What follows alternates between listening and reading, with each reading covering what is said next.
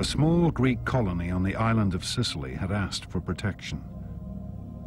Protection from a neighbor allied with Sparta. Why should the Athenians not come to their aid, humiliate their Spartan adversary, and perhaps conquer all of Sicily at the same time? As one Athenian addressed the assembly, "This is the way we won our empire, and this is the way all empires have been won. Let us set out on this expedition, for it will destroy the arrogance of the Spartans, and at the same time we shall become rulers of all Greece."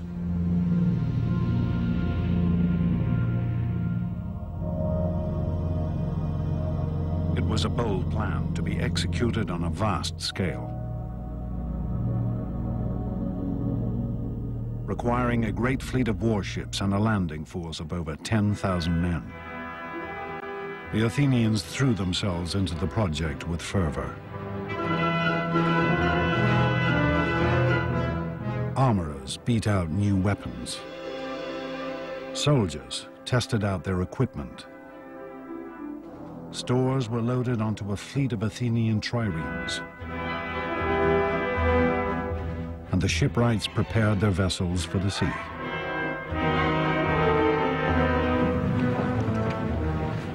Then, to great fanfare, the mighty invasion force set out for Sicily.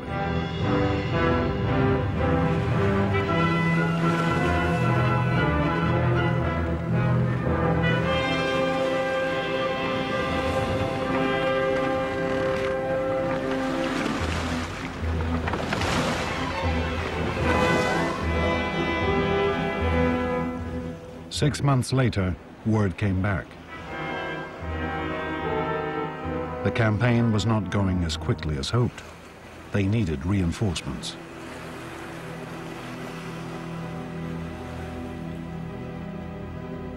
And then, nothing. No news at all.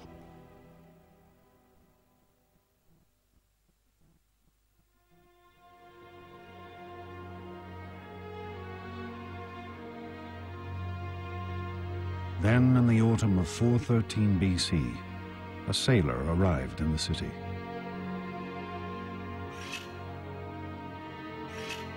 A man who needed a haircut. And as he talked to his barber, he told an appalling tale of a vast and terrible slaughter.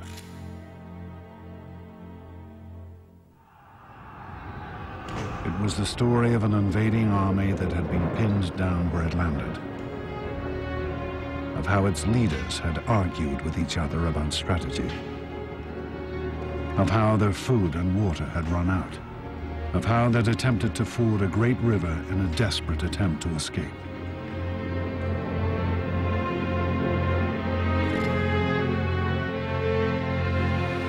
They rushed into it, all discipline lost, and every man wanting to cross first. They fell over each other and trod each other underfoot, and they drank thirstily. The water was foul, but still they went on drinking, mud, blood and all, the dead lying thick in the riverbed.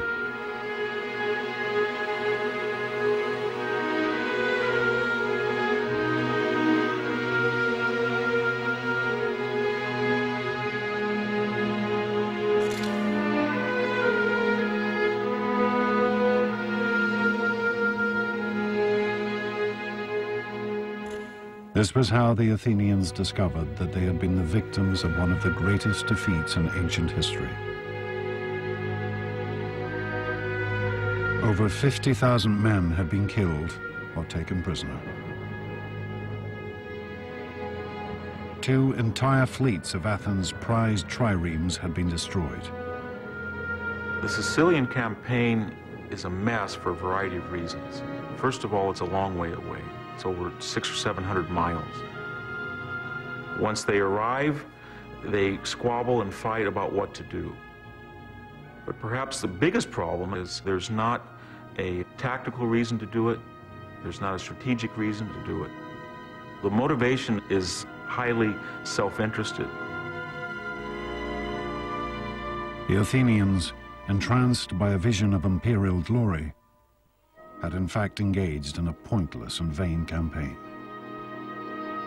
They believed wrongly they could go quickly in, raise the countryside, and win a quick victory and a rich tributary subject state.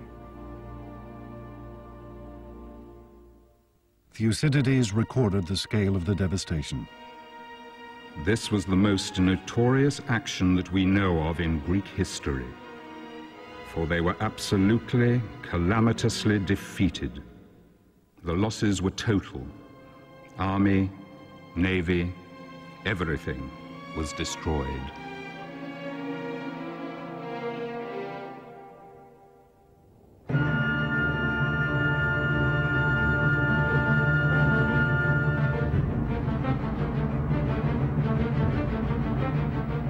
With Athens' military power now crippled, her enemies began to close in.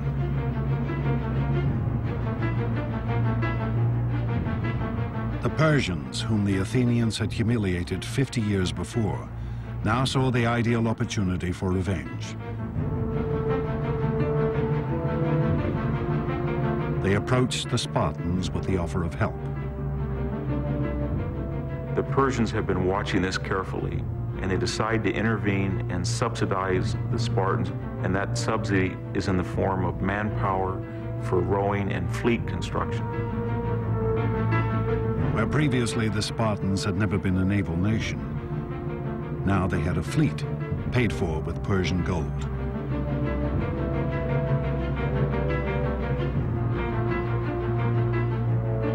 With Athens' navy decimated by the defeat in Sicily, the Spartans could now blockade the Athenian harbors. The great grain convoys from Egypt and the colonies could no longer get through.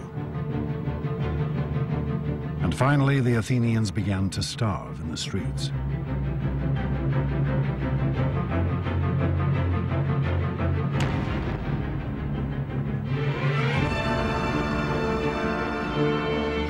The people turned to their patron goddess, Athena.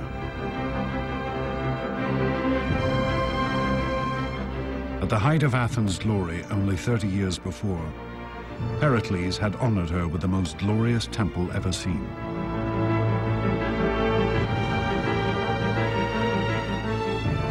But the goddess could offer no help now.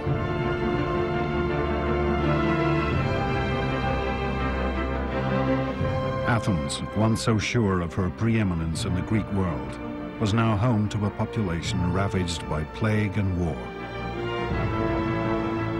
besieged and starving. With her treasuries empty and her once proud fleet crippled. In 404 BC, Athens finally surrendered to the Spartan commander, Lysander.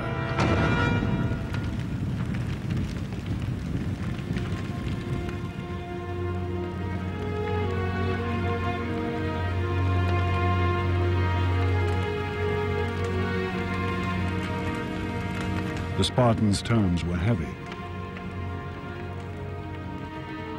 The great walls which had defended the city were to be torn down.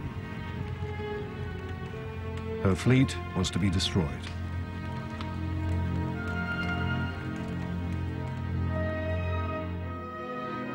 We had this wonderful scene of Lysander sailing into the Piraeus and dismantling the Athenian fleet. That's important because the destruction is symbolically a destruction of the Athenian Empire.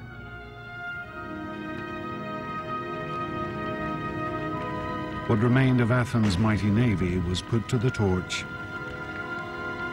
with only 12 ships allowed to remain.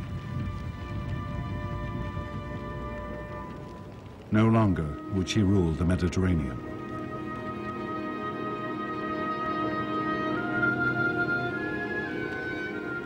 The Athenians became convinced that they could do, finally, in the end, more than they really could. And I think this is really the point in which the potential that Athenian democracy brought about could turn to tragedy. They could achieve great things, they could not achieve all great things. But it would still take one more act of vanity and violence before the Athenians could redeem themselves.